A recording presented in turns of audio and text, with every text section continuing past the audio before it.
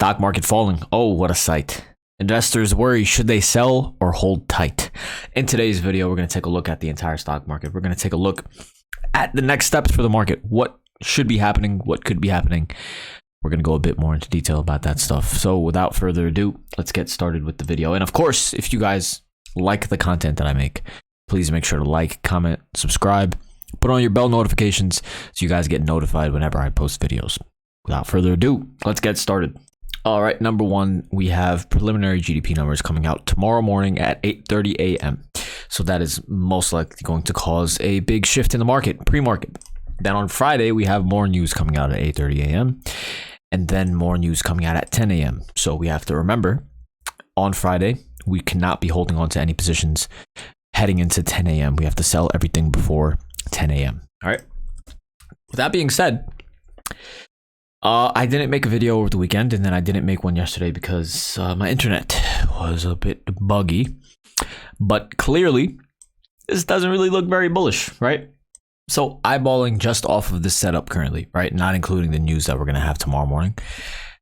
This would generally lead to a bit of a bounce to at least 401, 402, and then a drop down lower. So this should be leading to another drop down lower. But of course, if the news tomorrow ends up being favorable, then this is going to hold and we're going to bounce. But I would be very, very shocked because regardless, I don't think that we're going to end up. What are the main things, basically? Regardless of which direction that we go, in general, I think that the bias and everything should be bearish, right? But we are going to have to see if this 404 level, the high of this candle, can basically hold. And if that level can hold, then that would just be a really, really amazing opportunity to go short again. So basically, you know, I think that we should get a bounce to at least 401 in the bare minimum. That would be a good opportunity to add to shorts, right? But then the main level that we're going to have to see is 404, and that would be another opportunity to get into shorts.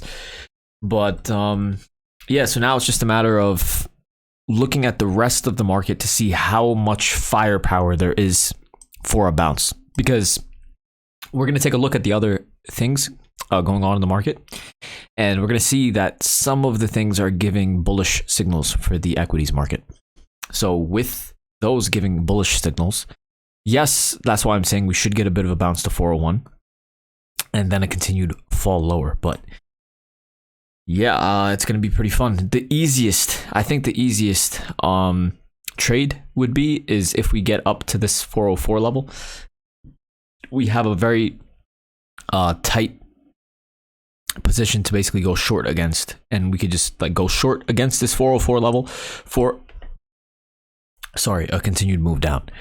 But yeah, this overall 100%, in my opinion, this is not really a very, it would be a very, very aggressive reason to go long. This is not an automatic reason to go long, especially with news happening tomorrow morning. So we can take a look at the NASDAQ. The NASDAQ looks very similar, getting destroyed, right? The IWM, very similar. So the only thing is that across all three, you can see that we're wicking below prior support, and then we're closing above higher. But just because that is happening, it's not an automatic reason to be bullish. So generally, like even if tomorrow we end up, you know, bouncing up, it needs to be a very, very strong candle, in my opinion, above 404, 405 at least, for us to have a bullish bias again. Because then, basically heading into the close tomorrow, I mean, it's even more difficult to hold any swings again because we have more news coming out Friday morning. But the only thing that would help bring the bias bullish is if we get a close above 405. So obviously this is like a hypothetical situation because we're not holding anything through major levels of news, and especially you're not holding anything closer dated. But if we did not have news, if we had a close above 405 tomorrow, that would be very bullish and I would swing long. But that's not going to happen because Friday's news. All right. I hope that makes sense. All right. Next, let's go ahead and we have to take a look at the dollar, the bonds, and the VIX. You guys are going to see exactly what I'm talking about with the other things showing bullishness. All right, number one, this is a chart of the dollar. We clearly see that the dollar is strong, right? And we know that the dollar has an inverse relationship with the market. If the dollar is doing well, then the stock market is generally not doing well, right? So if the dollar continues to show strength like this, then the stock market should definitely be falling. Basically, imagine going short a stock with this sort of setup. It would be very, very difficult to go short, right? And another thing that's very, very bullish on the dollar at the moment is the MACD indicator. The MACD indicator is looking to cross above the slow MACD line here. And that is generally very, very bullish as well. The fact that the dollar is still doing this, even this far overextended from the zero line, is very, very, very, very bullish. But it could be a sign of overextension on the strength of the dollar, but it's not giving a candlestick formation of weakness. So it's not an automatic reason to be bearish the dollar just based off of this formation. All right, so there's the dollar. Next, let's go ahead and take a look at the VIX. All right, this is the chart of the VIX. We know that the VIX has an inverse relationship to the stock market as well. If the VIX is doing well, that means that the stock market is falling. Okay, so currently we can see that this is the daily chart of the VIX, and we had two closes outside of the upper level of the Bollinger Band. Now, generally when that happens, you can get puts out on the VIX for further out, and they usually always work out because the VIX cannot sustain itself this far overextended outside of the upper level of the Bollinger Band.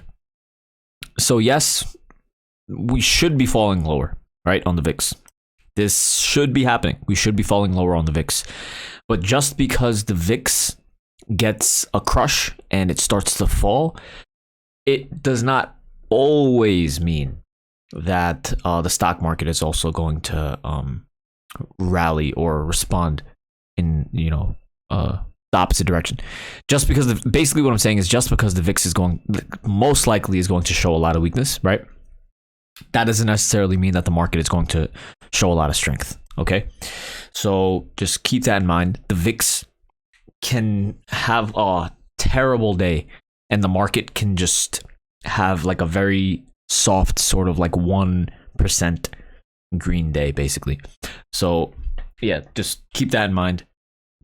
But the VIX being overextended like this is good because it gives you a sign that the market can bounce.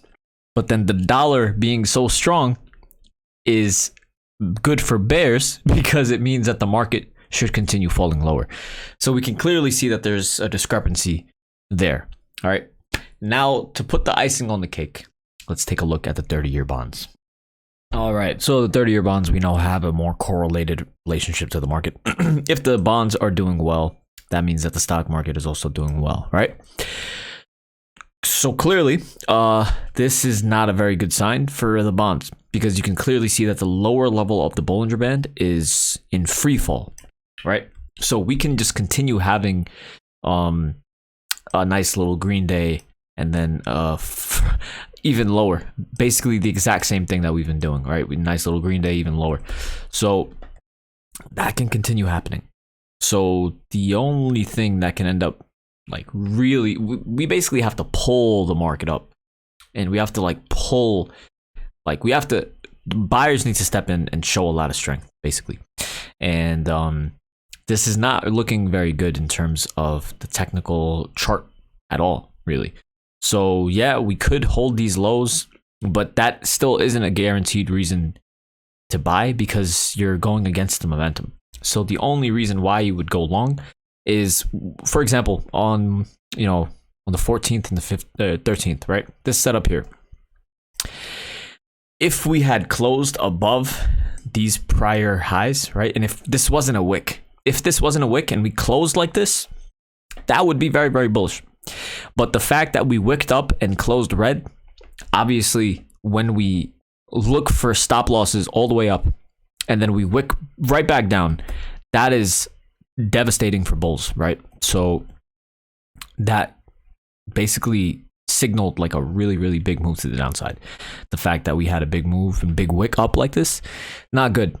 So again, what you want to see before going long, basically anything, especially if you're not trying to fight the trend, is you want to see a big green candle at least penetrating a good portion of the prior red candle.